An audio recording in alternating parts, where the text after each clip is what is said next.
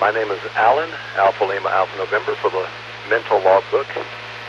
And of course I'm coming in on the 390 in the 145 domain. Haven't been up in your neck of the woods in a number of years. I worked for a large company, and we had a kind of a subsidiary flagship office. And I cannot remember the name. I believe it was a main highway named after either a state, someone, a state official, or someone in the federal level. But it's been a number of years. Over. Gene Snyder. Bingo. You get to go to the head of the class, and please avoid picking up the apple because it's got a worm in it. Hey, Roger. So you're down around Nashville coming in on the, is that the BETHPAGE on the 390? Well, you do have me at a disadvantage, and as many repeaters that I have owned and operated and worked on and still do to somewhat here in Middle Tennessee, I'm not quite sure the gist of it, but I will take your word for it. I haven't even looked up. When I programmed this unit, I went by a rather, I guess you could say for all practical purposes, rather old Southeastern Repeater Association book that I had, and it's been many years old, if that tells you anything. So I'm not sure the location of the said machine. Roger, Roger. There's two down there that are relatively close, BETHPAGE and Gallatin, and I think the 390 is BETHPAGE, and the Gallatin repeater is 880. I believe that's the way it is. But I've been trying to talk down to Alabama. This is part of the Shout South network, and allegedly they have repeaters all the way down into Alabama. Roger. Oh, very good. Now you're not employing a voice over IP. You're actually you're in an RF application and just hitting one of the repeaters nearby, correct? Roger, yeah, we're 3 miles west of Louisville, and I'm going direct to BETHPAGE. I think that's about 25 miles outside of Nashville. Okay, very good. I didn't catch the name there. And exactly, are you near the airport, I believe? I work for a company called KMA, and we were a conglomerate of several large Fortune 500 companies, and I worked in the RF field. I was assigned to the 802.11 and the Cisco systems, and this has been years ago. We were implementing and mandating throughout the U.S. in the various office environments and whatnot. But anyway, are you near the airport? And I'm trying to think of the name of that road. Over. No, I'm in Indiana. I'm just across the river, just across the Ohio River from Louisville in Indiana, New Albany, Indiana. Roger, I can see downtown Louisville. Oh, very good.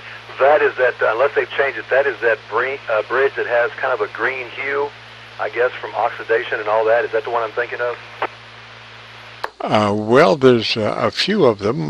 There's one that's on I-64, and then now there's two on I-65. They built a new bridge there, and they made the old bridge go south and the new bridge go north, and they're charging tolls on both. Oh, wow. Well, I understand the Commonwealth of Kentucky. I have a brother who retired from he went with the city department down towards this area near Davidson County, or I should say state of Tennessee, but anyway. Very good indeed. Yeah, you spoke of the 8.8. That's a very fond memory of mine back in the mid-'70s before I left Nashville, which I am a Nashvilleian by all means in every term of the definition, but I went over to Roanoke, Virginia to live with my father and stepmother and to further my education from that point. But 8.8 and 1676, those were WA4PCDs. Those were some of the first repeaters. And the 8.8 one time, if I'm not mistaken, either 8.8 or 9.4, they were quite active here in Middle Tennessee when there wasn't just a handful of repeaters, and most of them still had PAs, vacuum tubes. That tells you a lot. But I did not catch the name. I'm sorry. Again, the name here is Alan, and we're close to the airport, just off Interstate 40 here in what they call Donaldson, Tennessee. Roger, Alan, I'm getting some condition fluctuations. I started off getting about 5 or 6 lights off this repeater, and I've gone down to about 2. I don't know just exactly where it's headed, but the name here is Jim, Juliet India Mike, and again the call sign is Kilo Charlie 9 Victor Kilo Victor, and I am documenting the transmissions on a QSO-VLOG that we will probably post on our YouTube page. If you go to YouTube and do a call letter search for Kilo Charlie 9 Victor Kilo Victor, that should bring up the QSOs. Roger, roger. I think you've definitely run out of all enough rope. I guess you're down to a string now, and it's barely hanging in, and it's not quite threading the repeater with enough RFs on the receiver. So on that note, if you are copying at all, I'll wish you a great day. Have a wonderful weekend. We're going over to an Indian powwow here in Middle Tennessee. I'm hoping we're scheduled to go up tomorrow and join the Restless Natives. W4EAC in Nashville, I wish you all the best. Take care. Good talking to you here via 2 meters. Look forward to hopefully hearing from you again. I always keep the radio in the scan mode. W4EAC, cheers and beers, 7-3s. Roger, roger, Alan. I just shifted over to the Gallatin repeater. I'm getting about 8 lights on the Gallatin repeater. Do you copy me? With coin an old phrase, they would say crystal clear. You are armchair copy, oh man. You're any words, I couldn't stand it any better. I'd probably ask the repeater to commit suicide. Over. Roger. Well, the audio output of this repeater is quite low. The RF is about 8 to 9 lights hot coming in, but the audio is pretty low. But I got a good copy on you. I don't know if you copied my last transmission, but we are running QSO-VLOG on this QSO, and we will probably posted on the YouTube. If you go to YouTube and do a call letter search, Kilo Charlie 9 Victor Kilo Victor, that would bring up the our QSO-VLOG page, and right at the top there's a list of our QSOs, which are right now I think about 94, 95. Right at the top of that list is Art Bell. This one would probably be somewhere right at the top. Roger.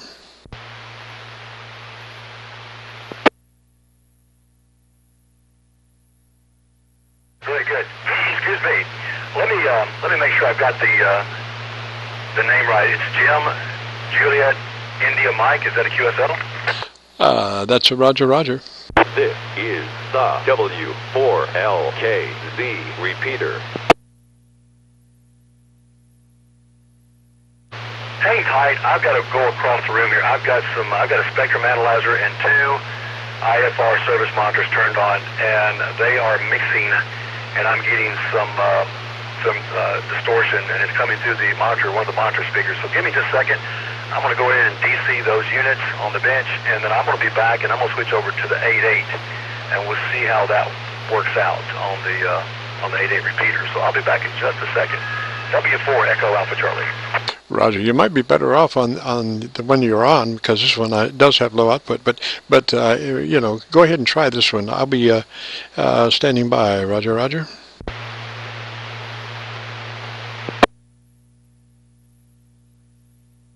Second, I just got a wireless phone call. It's the YL. She's making plans for our future. But I'll be back in just a second. I want to switch over QSY to the 8.8 repeater. So the 4 mentioned, but I'll be back in just a second. W4 Echo Alpha Charlie. And Roger, roger. This is Kilo Charlie 9 Victor Kilo Victor, 3 miles west of Louisville. We're taking standby. So you're making a digital recording of these transmissions, and you're going to post them.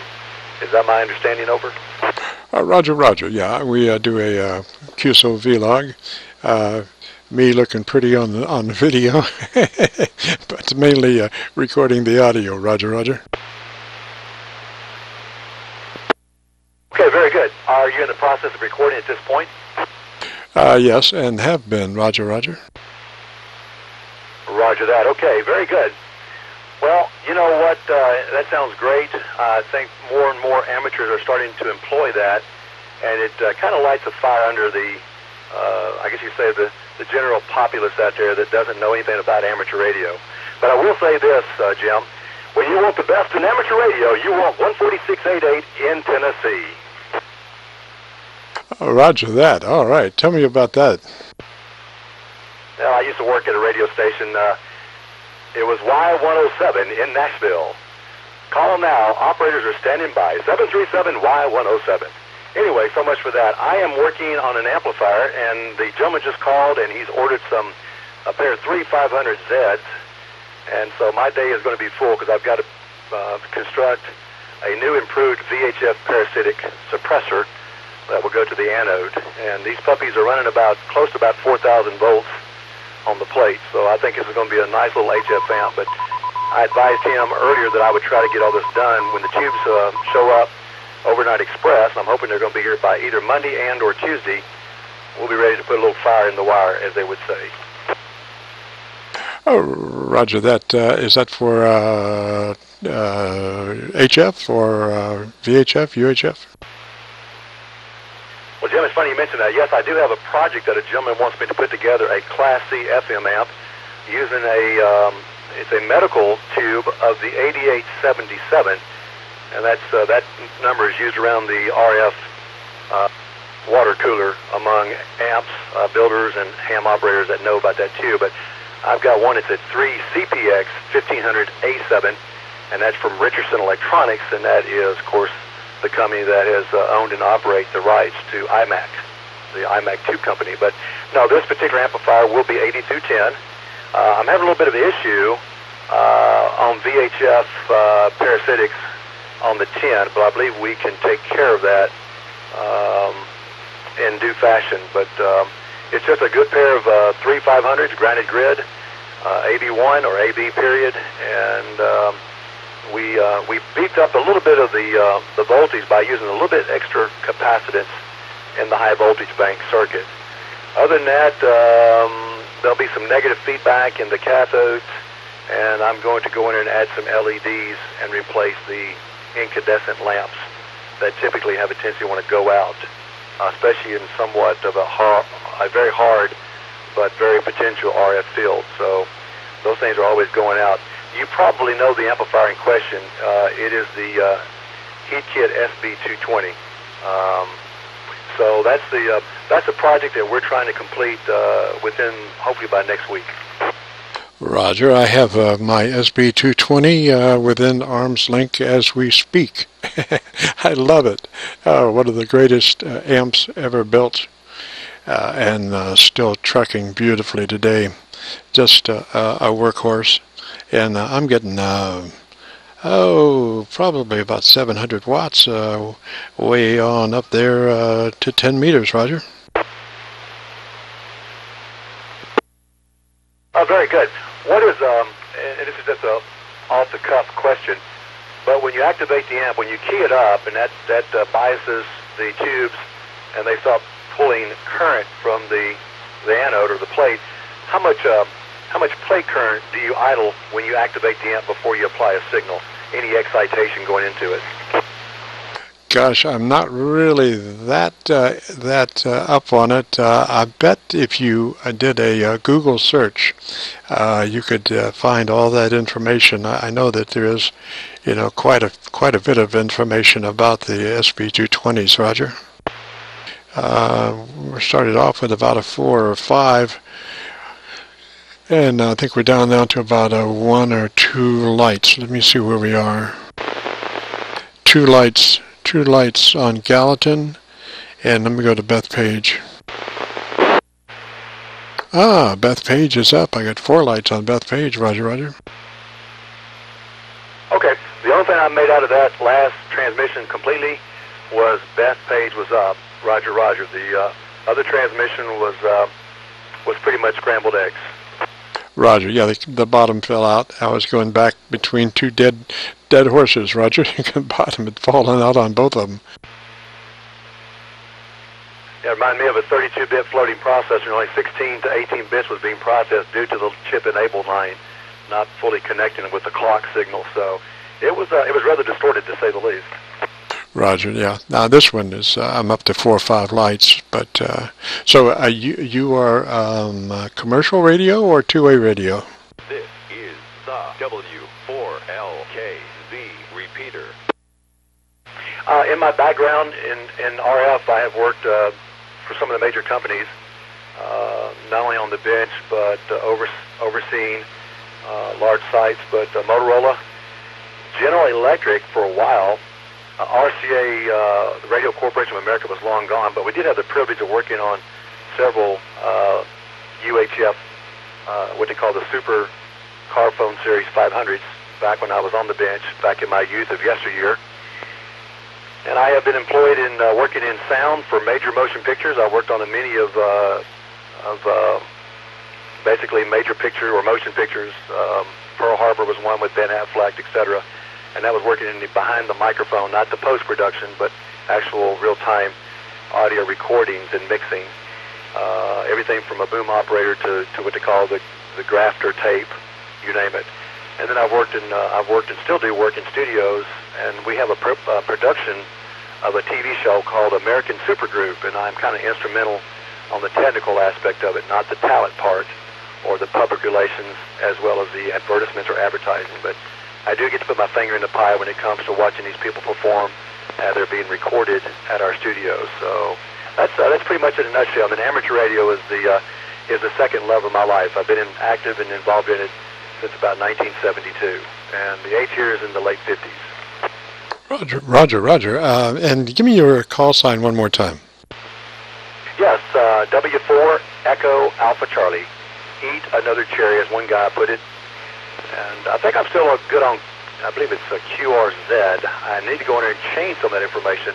But as far as the gist of it, the address and all, through the FCC database, I believe that part is correct. Roger. Whiskey 4 X-ray Alpha Charlie. That's one way, yes, or Echo Alpha Charlie. Yes, that is correct, Jim. And again, the name is Alan. And yeah, you know, like I said, I work for a company up there, KMA Division of Engineering, and we supported a lot of wireless, such as RFID for a lot of your major retailers and some private sectors. We didn't do anything with the government on the federal level, such as military, but we did do some stuff with some applications that were aeronautical as well as dry land applications from the private entities, such as the Coast Guard and stuff like that.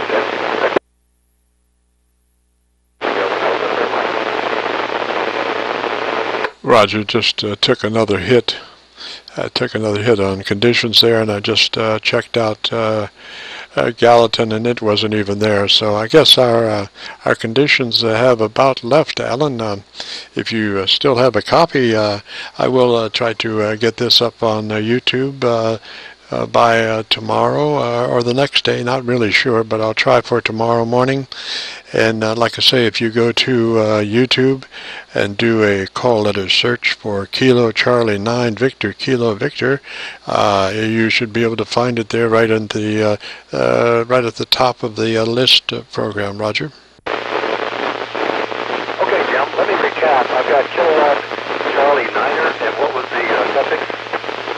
Kilo Charlie 9 Victor Kilo Victor.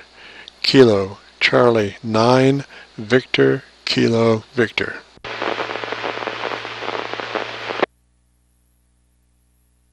Okay, very good. Victor Kilowatt Victor. Okay, Jim, I'll do just that. I will heed to your request and give you a couple of 24 to 48 hours. If you're like me, the road of good intentions are always paved smoothly, but you always seem to get a speed bump or two. Roger, or speeding tickets, however it may go. I'll try for tomorrow there, Alan. Good to make your acquaintance, sir, and hopefully, what repeater do you normally hang out on?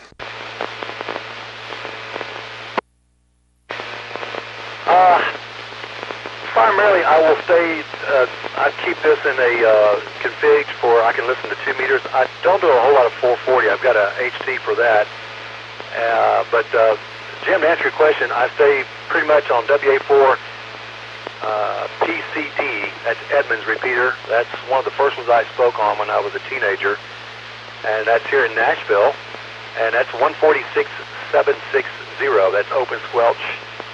And then occasionally I'll go over to the Bob Wiggins AF4TZ, and I'll employ the 147015, and that's a very, very great, or just a spectacular. Both of them are great repeaters, but that one is that one's quite active, especially the drive in to work or the drive back home to one's place of residence. So I usually will listen to those guys as they commute. But Jim, I'll be honest with you, I've gotten more into 146 simplex on 2 meters, and that is 146415, and that's a great simplex operation here in Nashville. There's a net, I think it's either Sunday and or Saturday. I believe it's around 8 p.m. our time, and then they have a net on Wednesdays. So who knows, maybe you can put you up a couple of 13B2 boomers, long Yagis, and aim them down to Nashville. But 146415 is always on, as well as the said 2 repeaters, the 76 and the 7015 as well. Over. Roger that, Alan. Well, I do have a big boomer, 22-foot 19 element jobber I've just been working on. We did pull the T-match out of that because it was so noisy. T-match is 2 gamma matches, as if 1 gamma match isn't enough. 2 gamma matches are twice as noisy. We pulled those gammas out, and I put a half-wave, half-folded dipole-driven element, and we dropped about half the noise, or 2/3 of the noise, out of the antenna. We were getting a really nice RF signal, but it was noisy. A DC to ground driven element is always a lot quieter than a capacitive type driven element like a gamma match. Roger, Roger. Jim, you hit the nail on top of the head. I couldn't agree with you more. I'm a big fan of the basically the hairpin matching network. I remember Joseph Carr when he wrote an article about that way back when, and one of the well-known amateur publications, and you probably remember that, it was Ham Radio, as well as QST and, and 73s, and there was one more out there. But I remember Joseph Carr writing about an article, I think it was a 3-page, and it can probably still be found, where they did some testing with just that type of configuration. But I personally endorse hairpin matching networks. I like it, like you said, it's DC, and to me it's much better. Roger, Roger. Well, this half-wave, half-folded dipole is probably as close as you can get to a hairpin, and it not actually being a hairpin per se, but you are, driving it from a DC to ground perspective. So it is a really nice and effective driven element, both coming and going. And all of our Yagis have that type of a driven element.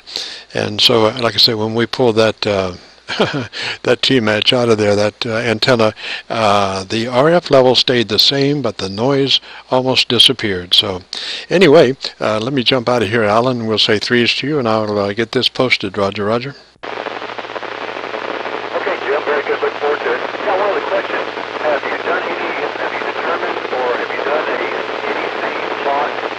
They've looked by changing that, somewhat of the reactive intensity, maybe it changed any of the power points in your load in reference to 0 dB. Do you think you change that at all, or do you think it stays the same? Got conditions shifting out. Let me check Gallatin, see what's happening. I'll be right back. Yeah, Gallatin's dead. I'm on the GP9. I'm on a hot switch to the South Yagi. On the South Yagi now. Hopefully conditions will come back so I can copy that last question.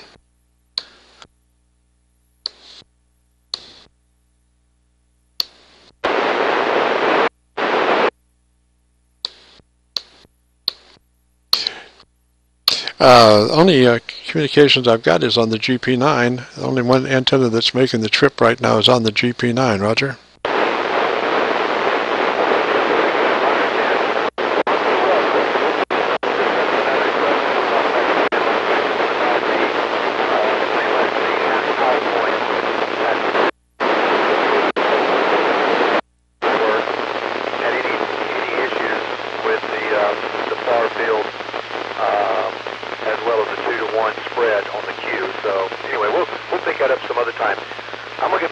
project, and I've got to go turn the equipment back on and let it warm up. I always let everything get to room temperature, even though it's about 74, 75 degrees. And according to my test equipment, I'm about 22 to 25 degrees, percentage in humidity. So I always try to keep everything nice and comfortable here in the service shop. I'll talk to you soon. It's been a pleasure, Jim. Look forward to the next 48 plus hours to check you out on YouTube via the call sign. KC9er, Victor Kilowatt Victor, Indiana, just above Kentucky. I wish you all the best, Jim. Look forward to hearing from you again. I'll keep it in the scan mode. And as always, I'll leave the squelch open for you. W4EAC, I'll let you put the ribbon on it. Roger, Roger. Alan, has been a pleasure, sir, and always a pleasure to talk with knowledgeable people and people that have had experiences different from mine, and some that we share, I'm sure. So, like I say, I will go ahead and get this posted. I think it's in about 5 parts now. We had a few shutdowns, which normally my stuff is unedited. It's straight ahead, you know, and if whatever happens, happens. But we did have some atmospheric difficulties. Anyway, Alan, 3 is that way, and had a good time. Catch you later. This is Kilo Charlie 9 Victor, Kilo Victor, 3 miles west of Louisville. We'll be clear.